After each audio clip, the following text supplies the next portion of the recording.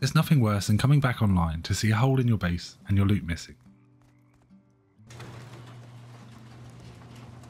Even more gutting is when you realise the route they took and just how easy you made it for them. If this sounds familiar, then you're not alone, and it's alright. I see bases on every wipe that show one or all of the following mistakes, and it's safe to say they don't last long. I'll cover a bunch of tips from early wipe build mistakes to advice for compounds and managing TC upkeep, so be sure to stick around till the end. If you came here looking for instant upgrades that you can add to any base to make it stronger, I have a video on that too, a link will be in the description below. First up, and getting the basics out the way, is something I see wipe after wipe. This overhang and its weak underbelly is a massive flaw. Able to be soft-sided, this will not only attract players passing by, but will encourage them to spend 15 minutes poking it with a stick. Don't confuse it with this though, this is okay. Shooting floors are often isolated from the main base's core, and gaining access to it rarely gives an advantage. But if you do find yourself with a second floor sticking out, it can be fixed. By adding further honeycomb, you effectively seal off the vulnerable soft side.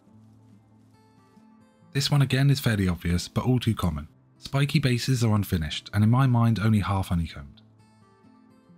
The problem is that both of these walls can be splashed. Then the walls under splash too, meaning the raid has got access to 2 different rooms in your base for the cost of 1.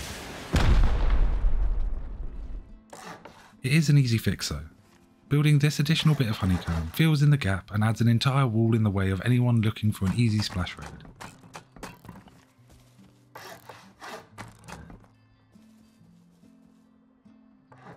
A small cost and a tiny change for a big deterrent.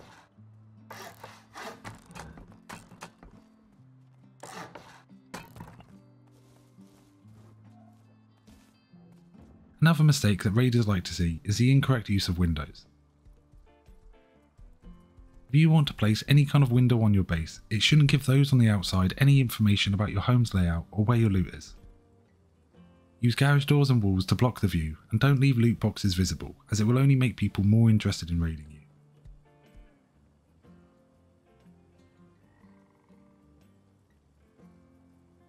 Never have the soft side of a wall facing out. Soft side walls can be spotted from a mile away and destroyed in no time at all, so always double check your walls while you still have time to rotate them. Simple enough, but eco raids are commonplace for a reason, and it's normally silly mistakes like this. With inside walls, a lot of it will come down to your layout. Raids mostly happen through doors, so consider where the raiders will come from when deciding which ways to have your walls facing. If however you do need to have a soft side somewhere in your design, if possible use a frame to remove the soft side vulnerability of those walls.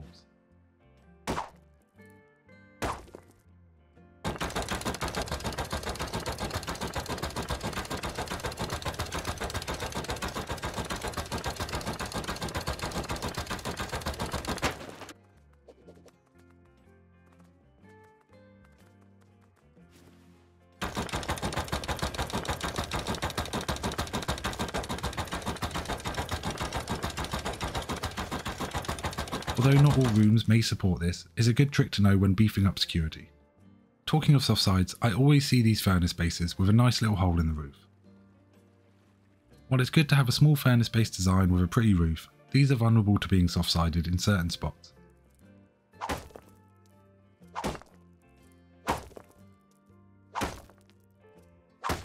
So consider making a slightly bigger furnace base, and you can even fit your bubbler in there as well. There are plenty of designs you can choose from, but it will have to be a 2x2 or bigger, and you should be able to place roof pieces all around the edge of the build without exposing big parts of the soft side. Next up, let's talk about TCs and build priv. A TC grants you explicit building privilege in an even distribution around your base.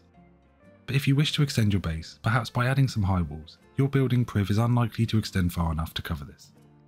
Most commonly, we use TCs to claim an area to prevent others from building. However, all too often someone will come along with a building plan and try to find a spot on your wall where they can build. If they do find it, it's a free ticket into your base, and they'll start building a tower and hopping into your compound like Spoon Kid.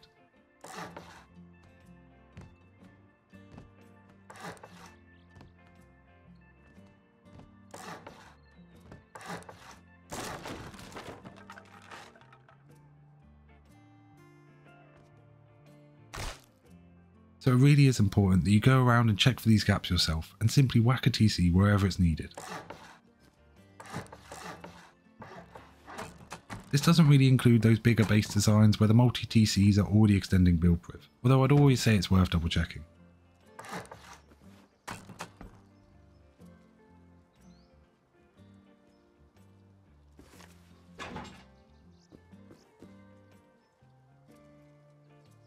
On a similar note, don't let this gate entrance floor be another weak point of your perimeter wall.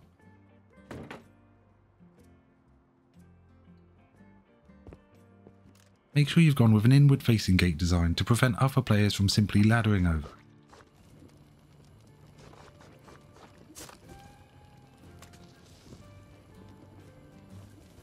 By putting the airlock wall inside the fence, you'll remove the chance of someone getting an easy route in.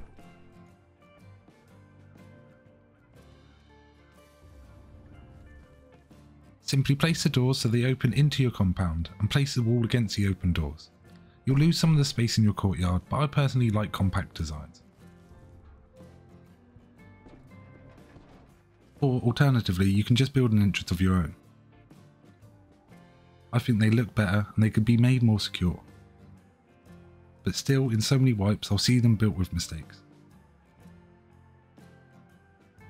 Make sure all your walls are facing away from what you're protecting. Otherwise, once raiders have got past one hard side wall, they'll only have a soft one to deal with. Also, as mentioned earlier, don't give people a chance to look at what you've got by using too many windows. Last up, and not really a weakness, but it is to do with upgrading your base. Try to manage your resources efficiently. You don't want to come back online and find no base at all because your completely full TC ran out of stone. If you're heavily dependent on one resource more than others, most likely stone, then make upgrades to the base that will help with this. Upgrade any wall or ceiling the raiders might come from. And also upgrade anything you aesthetically want to be metal, like door frames, floors and shelves. While normally not helping raid costs, these upgrades can help you even out the materials your TC now needs.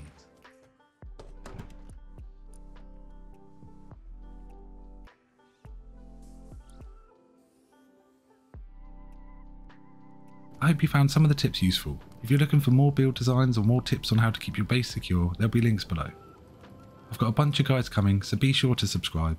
Thanks so much for watching, and I'll catch you in a bit.